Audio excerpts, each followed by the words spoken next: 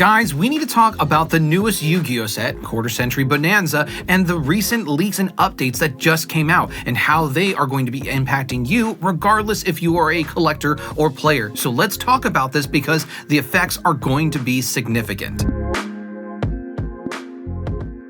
So the other night, this was Wednesday morning at about 2 a.m., I was checking my TCG account, and saved in my cart was SP Little Knight and Bonfire. And I was adding a few items to my cart, but it was funny because every time I went back to look at my cart, I noticed that the total of my cart was dropping more and more.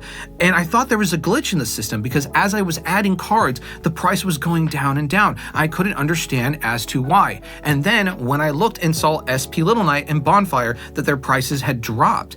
And for some reason, I thought maybe there was an issue going on with the TCG player website.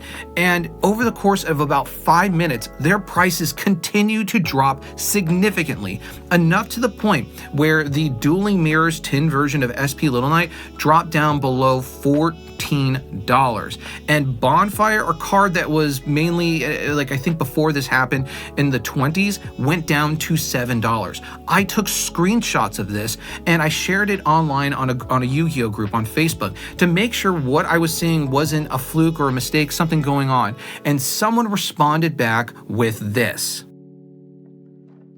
What you are seeing is a super rare copy of SP Little Knight being pulled from the newest Century Bonanza set. And this is great news for Yu-Gi-Oh players because this means this card that has been widely known as a staple and a must-have in most competitive decks is now available, accessible, and affordable for the average Yu-Gi-Oh player. Now, here's the thing. This wasn't just for SP Little Knight. Again, this also happened to Bonfire, but other major cards as well. For example, Promethean Princess and also Super Polymerization. So suddenly that paywall that was there before for most players to be able to have access to these cards has not only just come down, but it's come down significantly, reducing the prices of the existing rarities that are out there on the market today, as well as these cards having less of a price tag to be able to have access to.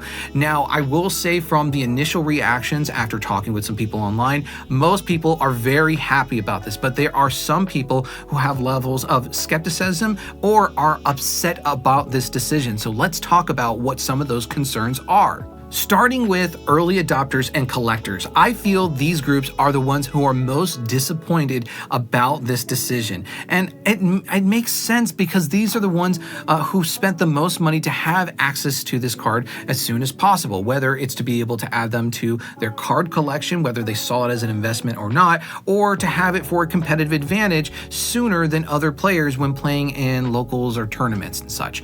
Now, let's look at a quick example of this to kind of paint a little bit of a picture here. SP Little Knight, the OG version from Age of Overlords, peaked at about $145 on TCG. And now, before the recording of this video, it's below $20 for the exact same card. So I can understand and sympathize why they are upset. Now, this leads into the second thing that people are upset about. There are serious concerns that this is Konami's whole game plan, that they design cards that they know will have a significant impact on the game and make it very difficult for people to get their hands on, causing people to spend a ton of money either on boxes, cases, or to buy these cards on the second-hand market. And once they feel that they've had enough players to spend the most amount of money on the cards, only then and then will they release another set that will have the exact same card in a more accessible rarity. And I can understand why people who were what I'm going to call in this video early adopters would be upset, because they are the ones who are also the ones who gave value to those cards. They're the one who solidified and gave justification as to why these cards were great and why people should buy them to begin with. So I can understand if you don't have sympathy for people who spending a ton of money on certain cards, but at the same time, I would say maybe take a step back and look at Konami in general, because this is what they're showing is their total game plan here, is to make it so that way they can make the most money on you, regardless if you have a ton of money on cards or no money to spend on cards. It all comes out to the rarity and also the release dates on those different types of rarities, which is kind of a bummer because in the end, we all just want to play this game for fun, but they know that that they can take advantage of it. For me, I kind of see this as kind of like a relationship with a utility company. If you want to play Yu-Gi-Oh! And you want these cards, you have to buy them through Konami. And I get that and I understand that. But I would argue most people don't have a good relationship with their utility companies. And you want to make sure, as a owner of a company that relies on its users on having fun, that you establish a better relationship than this. That's just my suggestion. Now let's move into the next potential concern that could also happen. The next thing that people are concerned about is a potential ban list coming out in the near future. And obviously that would have some major implications, but let's talk about this. Looking at SP Little Knight, I think most people only play one copy of SP Little Knight anyways, because they're trying to reserve more space within their already very constrained real estate of an extra deck for other cards. So if they are going to do some sort of ban on SP, I can really only see it being limited or semi-limited, but again, it's kind of pointless since people only play generally one copy anyways.